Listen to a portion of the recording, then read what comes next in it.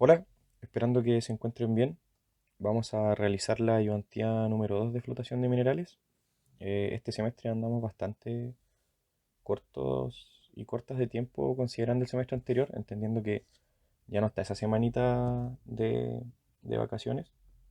Entonces vamos a proceder rápidamente con ejercicios ya de un corte un poco más avanzado. Vamos a calcular el J sub G, que es la velocidad superficial del gas. La recuperación, tiempo de residencia, también vamos a hacer unos balances interesantes en la interfase pulpo-espuma.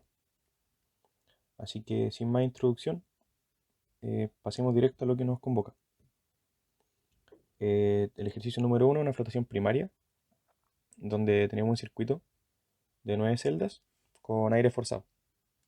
Se tiene que entender que con aire forzado o celda mecánica va cambiando un poco cómo ocurren los fenómenos de transporte dentro de la celda. Eso yo creo que lo van a ver un poco más adelante en clase. Nos dice que son de 200 metros cúbicos cada una, lo cual es bastante grande. Y que la alimentación del circuito es de 50.000 toneladas por día de sólido. Aquí es importante que ustedes sepan identificar, por eso se lo marqué en negrita, pero en el certamen, en las tareas no va a estar así en negrita, cuáles son como los datos clave. De repente pueden decir toneladas de mineral o toneladas de pulpa. Y ahí, por ejemplo, si no son toneladas de pulpa, tenemos que cambiar todo el cálculo porque ya no va a ser el mineral sólido que va a entrar. Luego tenemos una ley de cabeza que es bastante cercana a la realidad, 0,5% cobre, una cifra encontrable hoy en día, entendiendo que el cobre cada vez va más a la baja. Hay un libro bastante interesante, de hecho, que salió el 2020, si no me equivoco, el Minería en Números, que está ahí Cochirco, Consejo Minero, varias entidades, donde dan hartos datitos que quizás les sirvan para sus tareas o para citar hasta memoria ahí para la gente que es más del área de metalurgia. Luego el mineral de cobre es calcopirita. Eh, Esto nos simplifica mucho, porque cuando hagamos el balance podemos a decir que todo el mineral es calcopirita, y ahí tenemos la ley, que son los 34,6%. Esa es la ley de cobre de la calcopirita, que no es nada más que dividir el peso atómico del cobre en el peso molecular de la calcopirita. Y nos dan su densidad, que es de 4,1 toneladas metro cúbico. Obviamente esa es la densidad de la calcopirita, no la densidad de, de todo el sólido. Luego tenemos la A, que nos dice determinemos el flujo total de aire. Esa N es netamente por un tema de nomenclatura, que cuando uno calcula el flujo total le coloca una N adelante, porque es el flujo nominal que se le dice en la jerga de flotación, requerido por el compresor para alimentar el circuito primario. Como es aire forzado, obviamente tiene un compresor, tiene que tener algún lugar donde inyectar el aire, para obtener una velocidad máxima superficial de aire, que es de 1,2 centímetros por segundo. Esas son las unidades comunes en las que se trabaja el J sub G. Luego la B nos dice que si la recuperación global de cobre de la flotación primaria es de 92,5% y la ley del relave es tanto, determinemos que determina la ley del concentrado global. Ahí netamente tenemos que aplicar la fórmula del doble producto. Luego la C nos dice qué ocurrirá con la recuperación y la selectividad del proceso si el mineral se mueve más grueso. Eso ya es como, no es mucho ejercicio, pero va a ser interesante discutirlo y no nos vamos a demorar mucho tiempo. Luego nos dicen que se determinó que la recuperación de cobre al concentrado de la primera celda del banco de flotación era de 55%. Además, se midió la ley de cobre del agregado partícula burbuja, que ingresa a la espuma, resultando igual a 26%. Aquí si nos damos cuenta, nos están dando datos para que hagamos el balance en la interfase.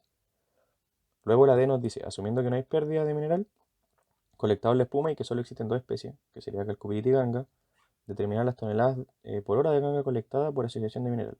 ¿Qué nos quiere decir esto? Que nosotros vamos a estar colectando ganga, obviamente porque la ganga va a haber una parte importante que va a estar asociada al mineral, es decir, que el mineral no se va a liberar el 100%, eso es algo prácticamente ficticio, entonces siempre vamos a ir recuperando ganga. Los datos. Las celdas tienen un diámetro de 7 metros, entonces como tenemos el volumen, ahí podemos jugar. El porcentaje sólido de la alimentación es 48%, lo cual es bastante alto en realidad. Y que el mineral de alimentación tiene una densidad de 2,7 toneladas metros cúbicos. Y aquí si hacemos un nexo un poco con la ayudantía anterior, nos podemos dar cuenta que el 2,7 toneladas metro cúbico está asociado prácticamente porque debe haber harta sílice en nuestro mineral. Que eso de cierta forma apalanca que la densidad sea de ese orden y no los 4,1 que era la calcopirita. Entonces,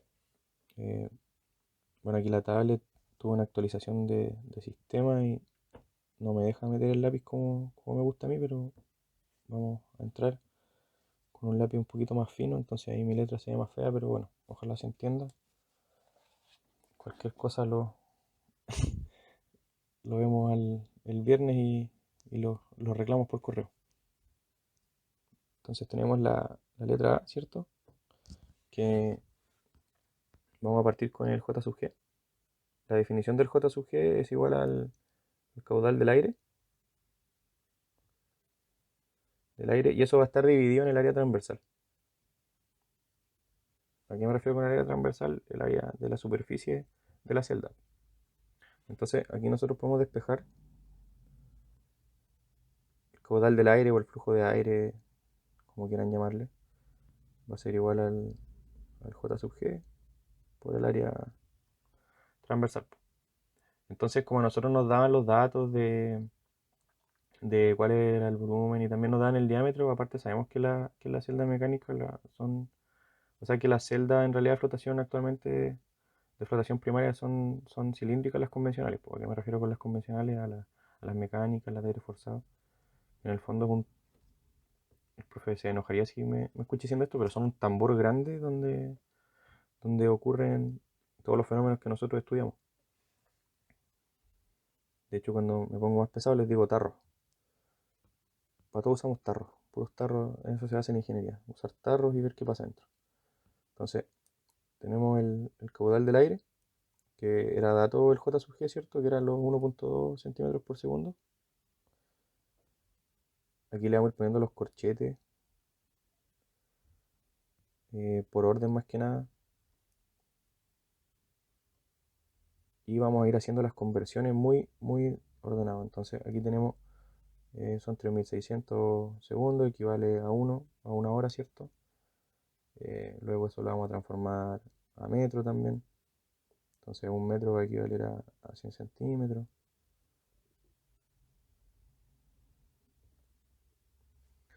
Y ahora vamos a entrar con el área, este término de acá que veíamos al principio era solamente el caudal del aire, o sea, el J sub G lo estamos transformando en unidades. Y ahora vamos a entrar con el término del área. Entonces, como sabemos que es un cilindro, tenemos pi, ¿cierto? Chuta, no sé por qué lo di, eso es pi, por 7 medios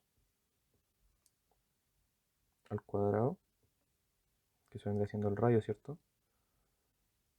Y esto obviamente va a estar en unidades de metro cuadrado. Entonces, si nosotros desarrollamos eso con la ayuda de la calculadora, nos va a dar 1662 metros cúbicos por hora, por todas las transformaciones de unidades que nosotros hicimos acá. Por ejemplo, si se dan cuenta, cada segundo se cancela con ese segundo, centímetro se me va acá, y ahí me quedaría, bueno, aquí el metro se me va a multiplicar con este, y ahí me quedaría el metro cúbico, y aquí está la hora. Entonces sí me quedaría todo en metros cúbicos hora. Luego entonces nosotros tenemos que considerar que, bueno, n va a ser el número de celdas, ¿cierto? Entonces como n nos dicen que es 9, nosotros vamos a calcular el caudal total de aire, que simplemente sería multiplicar 9 por el caudal de aire que calculamos, porque nosotros calculamos para una celda, con un área transversal de una celda y con el J sub G de una celda. Entonces aquí simplemente amplificamos y nos va a dar 14.962.7. Y aquí, como les decía antes, por un tema de nomenclatura, esto le vamos a decir, le vamos a poner un n de nominal metros cúbicos. Y ahí ya tendríamos lista la A.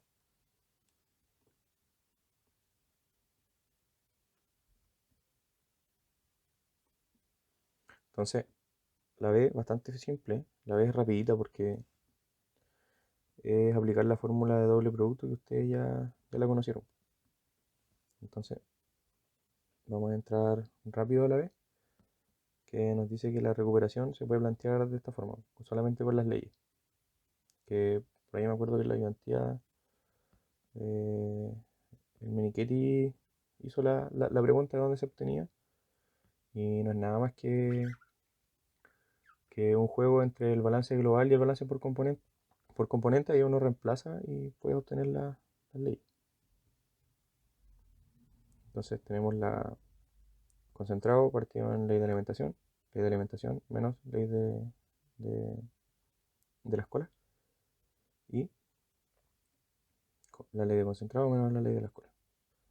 Si se la quieren aprender de memoria, igual es como simple, porque es concentrado partido en alimentación y luego se da vuelta. Como que la escuela se mantiene constante, pero luego la ley de la alimentación pasa para arriba y la ley del concentrado hacia abajo. Entonces aquí nosotros, lo importante es que siempre trabajemos eh, todo en fracción o todo en porcentaje. Pueden trabajar de las dos formas, el resultado les va a dar exactamente lo mismo. Entonces hacemos el balance. Tenemos la recuperación por la ley de la alimentación, y eso va a multiplicar la ley de concentrado, ley de cola, y eso va a ser igual a la ley de concentrado, factor ley de alimentación menos ley de cola. Entonces aquí, si usted vamos reemplazando los datos, sería 0.925, ¿cierto? Por 0.5, estos son puros datos. Y luego tenemos la ley del concentrado, que es la incógnita, menos la ley de las colas, que nos decían que era 0.05. Y eso va a ser igual a, nuevamente, el concentrado, que va a ser la incógnita.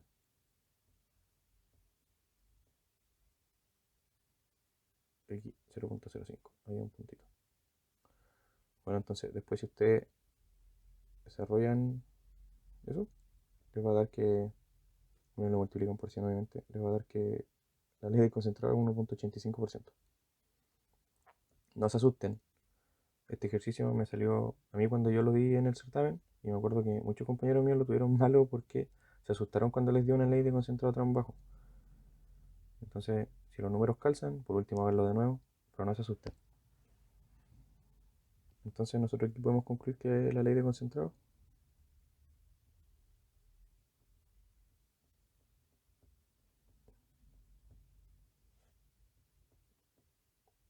es de 1.85%. Bueno, ahora vamos a pasar un poco a la que era más de discusión. Eh, ¿Qué es lo importante? Darse cuenta de lo que nos estaban preguntando. Nos decían que qué ocurriría con la recuperación y la selectividad del proceso si el mineral alimentado se molía más grueso, es decir, que aumentaba el tamaño de partícula.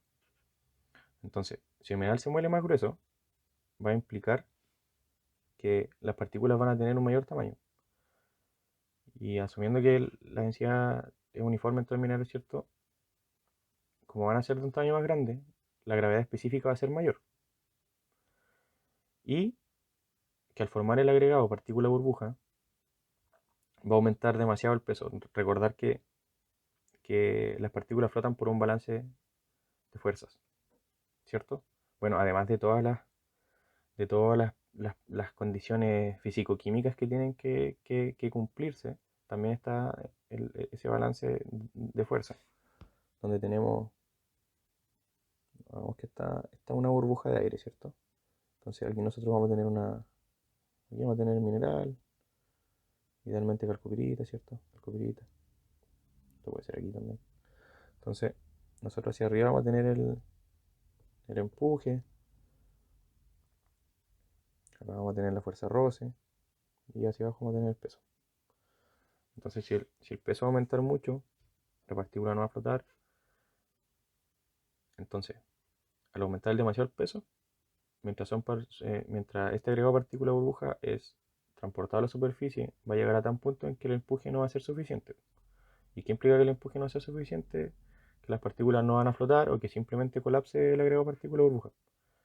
¿Y eso qué es lo que trae? Una disminución de la recuperación y también de la selectividad, ya que las partículas se van a encontrar menos liberadas cuando están eh, molidas de cierta forma más gruesas.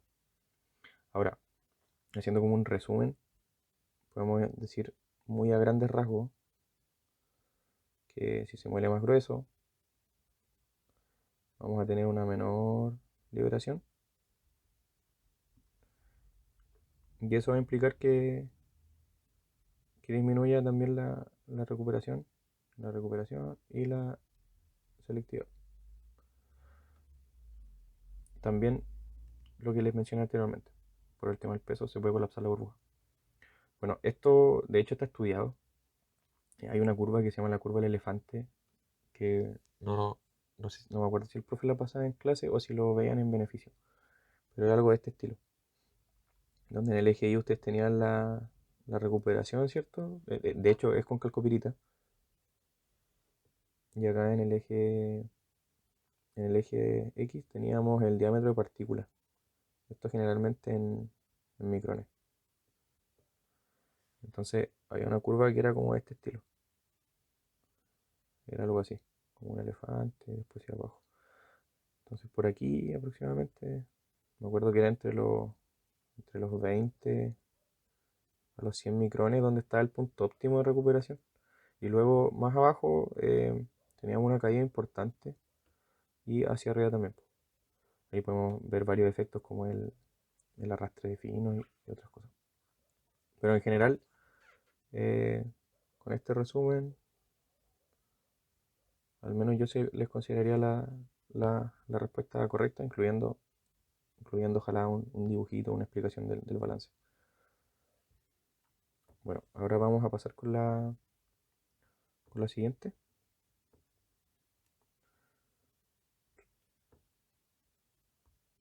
que era,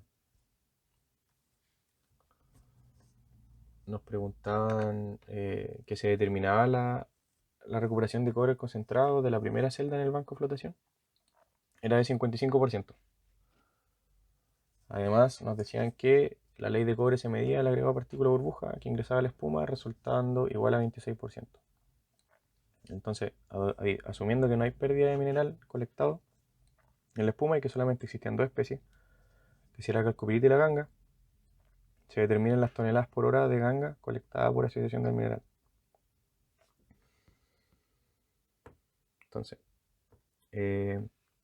como dato, primero anotemos los datos como para hacerlo un poco ordenado, porque esto es importante que lo capten. Tenemos los datos, tenemos la recuperación, que va a ser de 55%. Después tenemos la ley del agregado partícula burbuja, que eso era igual a 26%. Luego, ¿qué otro dato tenemos? La ley de la calcopirita, que se la dan al comienzo. Ley de calcopirita, que era de 34,6%. La ley de la alimentación también es muy importante, era de 0,5.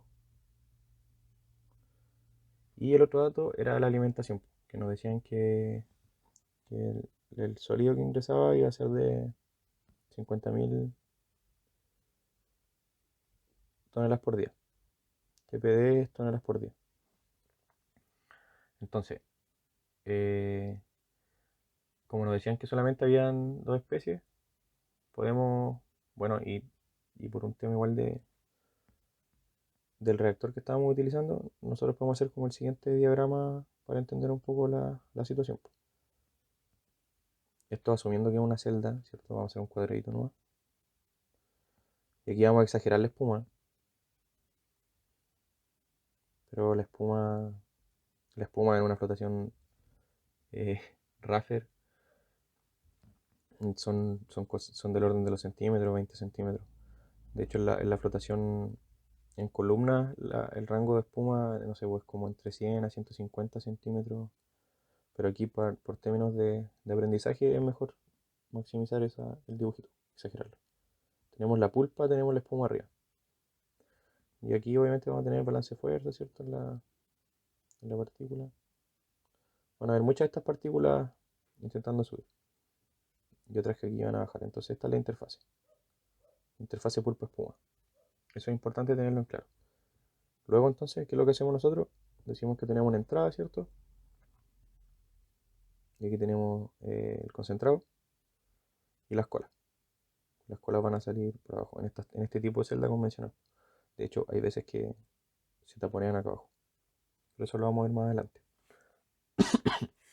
Entonces, eh, lo primero que vamos a hacer, vamos a calcular las toneladas que ingresan a nuestro sistema, pero vamos a hablar directamente de del flujo de calcopirita. Entonces, ¿qué es lo qué es lo que planteamos? Vamos a plantear cuánto cobre vamos a tener nosotros al principio, que va a ser las 50.000. Esta va a ser toneladas día, que ahora lo voy a anotar ya como fracción. Y aquí vamos a multiplicar por la ley, ¿cierto? Que serían los 0,5 partido en 100. Y eso vamos a trabajar en horas mejor porque va a ser un poco más cómodo. Entonces nosotros sabemos que un día equivale a 24 horas. Entonces aquí se nos van los días y ahí nos queda todo en unidad de toneladas por hora. Que eso nos da 10,42 toneladas hora. Luego, como nos teníamos el dato de la recuperación, nosotros también podemos calcular el concentrado. ¿Cuál va a ser nuestro concentrado? Como ya estamos trabajando con solo cobre, ¿cierto? Y como la, la ley de la calcopirita es lo mismo que el cobre en realidad, porque tiene un átomo el cobre y tiene un átomo la calcopirita. Entonces, aquí nosotros podemos hacer que el F que calculamos nosotros por la recuperación nos va a dar el concentrado, que sería los 10,42. Y nos decían que la recuperación era 55%. Entonces sería 55 dividido en 100. Ahí que nos da, nos va a dar 5,73 toneladas por hora. Entonces, ahora, el dato importante que tenemos nosotros es que vamos a tener un agregado. Y ese agregado va a estar transitando en esta interfase que nosotros habíamos definido anteriormente. Tenemos esta interfase, la interfase de la pulpa espuma. El agregado, ¿para dónde quiere ir? Hacia la espuma. Y esa ley la detectamos nosotros. Lo que hicimos fue llegar, sacar una muestra de acá, llevarla al laboratorio y decir, ah, ya, 26% de cobre. Entonces ahora lo que nosotros vamos a calcular va a ser el flujo en la interfase.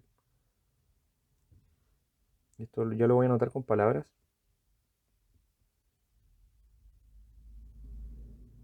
Flujo en la interfase. ¿Cuál va a ser nuestro flujo en la interfase? Las toneladas, ¿cierto? Que calculamos aquí en el concentrado. Recordáis que nosotros estamos calculando netamente para el cobre.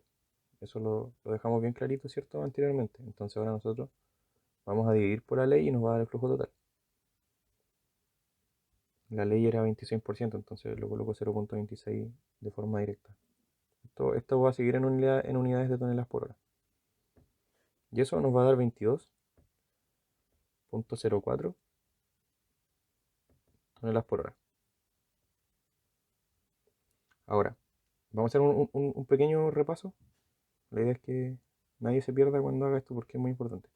Calculamos cobre, aquí calculamos el flujo de nuestro mineral. Porque estamos dividiendo el flujo que teníamos en cobre, lo dividimos en la ley. ¿Se entiende? Bueno, en realidad el viernes voy a hacer si se entendió. Pero ese es el principio fundamental. Siempre los ejercicios van a ser más o menos parecidos. Entonces aquí ahora, nosotros, ¿qué es lo que hacemos? Que vamos a calcular el flujo de calcopirita en la interfase. Como ya tenemos el total, nosotros nos vamos a poner más quisquilloso. Vamos a decir, quiero calcular el flujo de calcopirita en la interfase. Todo esto es posible con simplemente balance, entre comillas, sencillo. Entonces vamos a calcular el flujo de calcopirita en la interfase.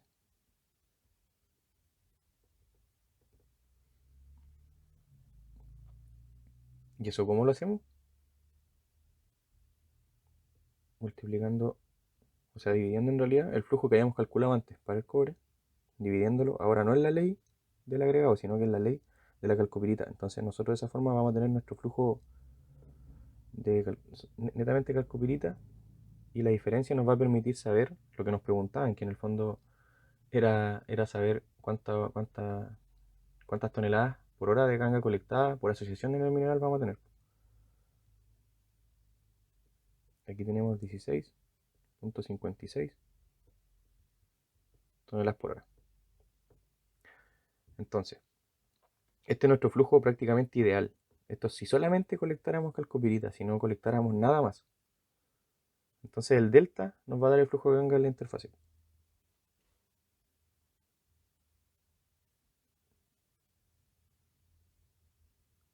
Flujo ganga interfase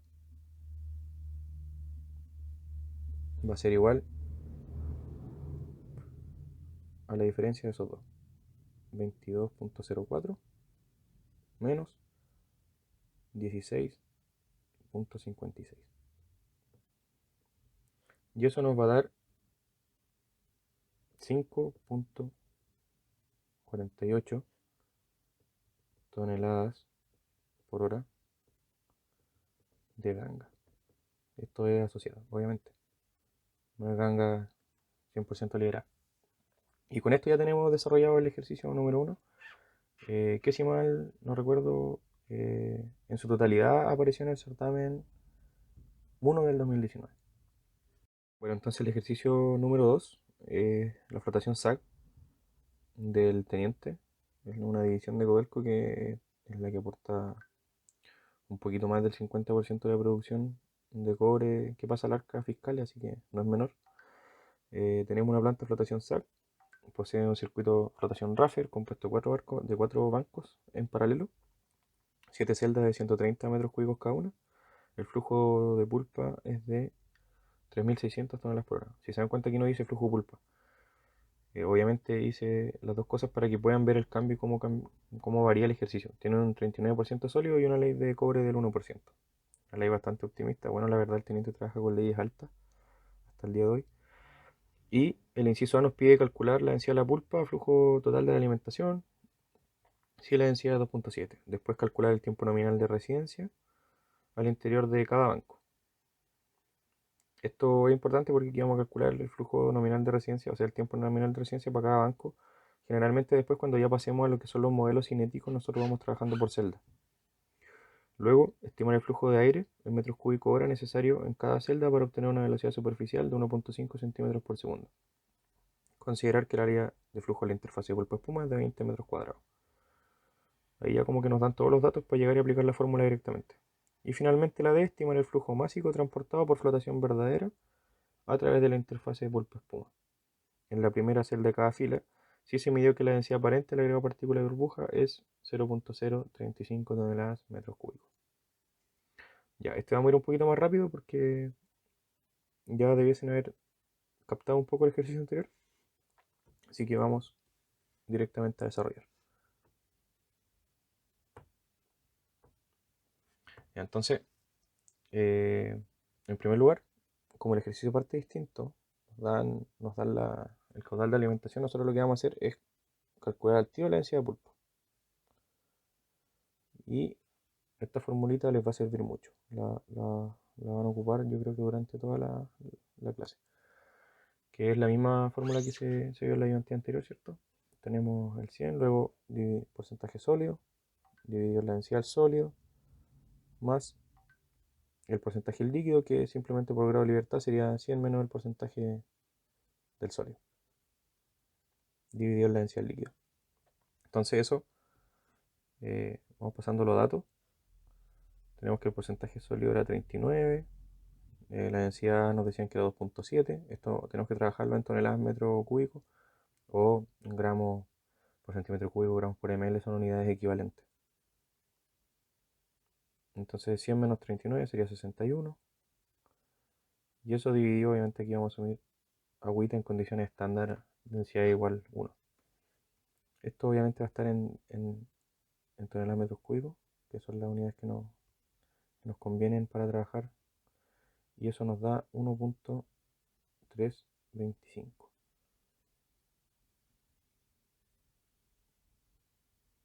Ahora, ¿por qué hicimos eso? Porque como nos decían que teníamos el flujo de pulpa, que sería el caudal de pulpa, o, o flujo, como quieran, eso va a ser igual a nuestro, o sea, este es el flujo, claro, este va a ser nuestro caudal, porque nosotros queremos trabajar los metros cúbicos. ¿Por qué metros cúbicos? Porque metros cúbicos nos va a permitir después obtener el tiempo de residencia. La alimentación dividido en la densidad de la pulpa. La alimentación era dato. Entonces nosotros después dividimos esa alimentación que nos dieron, la de la pulpa, lo dividimos en la densidad de la pulpa y nos va a dar el caudal de pulpa, pero en metros cúbicos. Entonces eso si lo metemos en la calculadora nos da 2716 y esto ya va a estar en metros cúbicos hora. Y ya tenemos resuelto el inciso A. Luego, el inciso B nos decían que calculáramos el tiempo nominal de residencia. Y eso, la verdad, es bastante sencillo, porque es simplemente calcular el volumen del banco, porque nos decían que era para el banco, pues entonces después dividimos el volumen del banco em, en el caudal, y ahí simplemente nos da el tiro del tiempo de residencia. Pero primero tenemos que notar ciertas cositas, porque que cada banco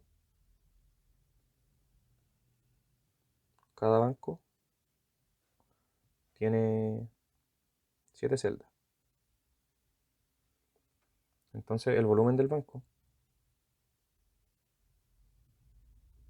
aquí es igual a 7 por los 130 metros cúbicos que eran por cada celda. Y eso nos va a dar 910 metros cúbicos. Luego, el caudal del banco, recordar que eran 4 bancos, ¿cierto? Va a ser simplemente nuestro caudal de pulpa, que ya lo calculamos en el inciso anterior. Esto va a estar en metros cúbicos, caudal de pulpa, dividido en 4 porque eran 4 bancos. Eso, obviamente, asumiendo que el caudal entra y se divide entre los 4 bancos de forma equitativa, como están en paralelo. Eso en la práctica no es así. Ahí las bombas tienen que ir compensando, pero no tenemos más datos, así que no nos queda otro. Entonces tenemos 2716, ¿cierto? Metros cúbicos hora, y eso lo vamos a dividir en 4, lo cual nos arroja 679 metros cúbicos hora, y eso es por un banco, ¿cierto? Entonces el tiempo nominal de residencia del banco va a ser igual a los 910 metros cúbicos que calculamos, que era el volumen total del banco, dividido en el caudal por banco, que son los 679. Y esto está en metros cúbicos hora. Entonces aquí si nos damos cuenta vamos a simplificar las unidades de volumen y simplemente nos quedaría todo en unidad de tiempo, específicamente en hora, que sería 1.34 si lo aproximamos.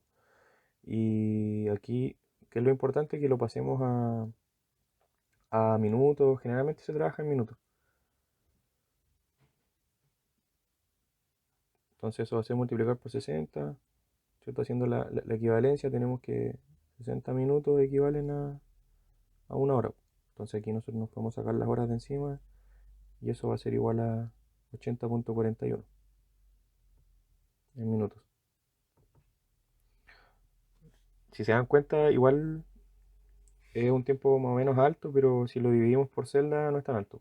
Si después les piden, no sé, pues el tiempo de una celda es simplemente este tiempo que tenemos aquí, lo van a dividir por 7 porque aquí calculamos para un banco y cada banco dijimos que tenía 7 celdas. Y así uno va jugando. Hay que estar bien como atento o atenta a la jugada que nos están pidiendo en realidad. Ahí tendríamos listo el inciso B. Luego En el inciso C nuevamente el J sub G, pero aquí ya nos dan todos los datos, entonces como que simplemente es reemplazar la fórmula, porque sabemos que el J sub G era igual al caudal del aire, ¿cierto? Voy a poner una A para no confundirnos, dividido en el área transversal, y eso implica que el caudal del aire iba a ser igual al J sub G por el área transversal. Y nos dan los dos datos, pero igual vamos a hacer la conversión de unidades del J sub G, como para que nos vayamos acostumbrando, ¿cierto? Entonces, el caudal del aire va a ser igual a, esta era 1.5 centímetros por segundo, ¿cierto? Y eso lo vamos a pasar, un metro equivale a 100 centímetros, metro, centímetro, por 3600 segundos equivalen a una hora.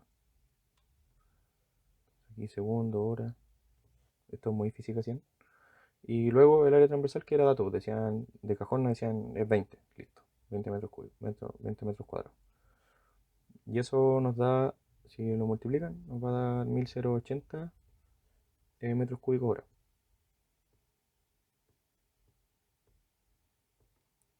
Luego, como este ejercicio ya está listo, vamos a pasar al C, o sea, al D. Ya, aquí no hay nada más que hacer una multiplicación, pero hay un concepto muy interesante atrás que es como muy similar a lo que decíamos anteriormente. Primero vamos a asumir que se mantienen todas las condiciones del inciso anterior, que sería el C. Además, el volumen del sólido tiene que ser despreciable en comparación con el volumen del aire. Eso es algo interesante porque si el volumen del sólido va a ser despreciable con el volumen del aire, nos va a dar facilidades para calcular una densidad del... O sea, vamos a asumir ciertas cosas, vamos a asumir que la densidad que miden ahí va a ser total del agregado partícula burbuja. Además, como habíamos dicho antes, el área de interfase era 20 y que la velocidad del superficial de aire en la primera celda de cada fila es la misma, entendiendo que se dividía en cuatro partes y todo el tema. Entonces vamos a asumir que la velocidad superficial del aire medida para esa celda va a ser constante. Entonces tenemos el flujo másico transportado. Flujo másico transportado, recordad que estos son los agregados partícula burbuja que quieren subir, ¿cierto? Entonces por eso se habla de, de masa que es transportada. Y esta fórmula es interesante porque nos dice que eso es igual al caudal del aire por la densidad aparente. Que la densidad aparente no es nada más que la densidad del agregado, ¿cierto? Del agregado partícula burbuja. Y así de simple se puede calcular el flujo másico transportado. Obviamente asumiendo lo que les dije anteriormente, porque el volumen de sólido es despreciable en comparación con el volumen de aire. Entonces eso nos permite tener este datito que está aquí. Entonces luego sería los 1080 metros cúbicos por hora por 0.035 toneladas metro cúbico. Hay una forma bastante interesante de ir calculando, asumir como este dato, que hay que hacer bastantes suposiciones y un trabajo matemático un poco entretenido. Yo creo que les voy a subir el video, me acuerdo que lo hice, creo, si no me equivoco, el primer semestre del año pasado, como para que lo vean. Y eso nos da 37.8 toneladas por hora. Y ese sería nuestro flujo transportado. Esa es la ayudantía número 2. Cualquier duda, recuerden que pueden consultármela por correo en caso que no puedan ir el viernes. No tengo ningún problema. Eh, si alguien tiene mi número también, no me complico, no me estreso. Solamente que sean conscientes con el tiempo. La idea es como si uno estuviera trabajando. Todas estas cosas es como tienen un horario laboral. No es la idea que a las 2 de la mañana me digan, oye, ¿cómo se hace este ejercicio?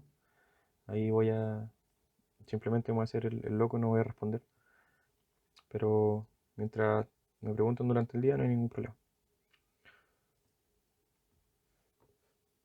Eso. Estos ejercicios son bastante interesantes porque se aplican algunos conceptos que ustedes están viendo en clase. Entonces vamos unificando la materia. Lo otro importante, la tarea. La tarea se va a subir el día viernes, yo creo que en la noche. Y dependiendo del plazo de la tarea, puede que yo les alcance a subir una pauta de los ejercicios. Hay semestres donde la gente empieza a correr la tarea y eso no es bueno ni para ustedes, ni para, bueno, para mí a mí me da lo mismo en realidad, pero si es que el plazo de la tarea, si es que la entregan todos a tiempo, yo alcanzo a grabar un video y ese video va con el desarrollo de los problemas de la tarea, entonces lo pueden usar para estudiantes de certamen. El semestre pasado pasó varias veces que corrían la tarea para el día del certamen, entonces yo no les podía subir pauta de la tarea porque todavía no terminaba el plazo de entrega y al momento que la entregaban estaban en certamen, entonces ahí se perdían una retroalimentación importante. Eso, nos vemos.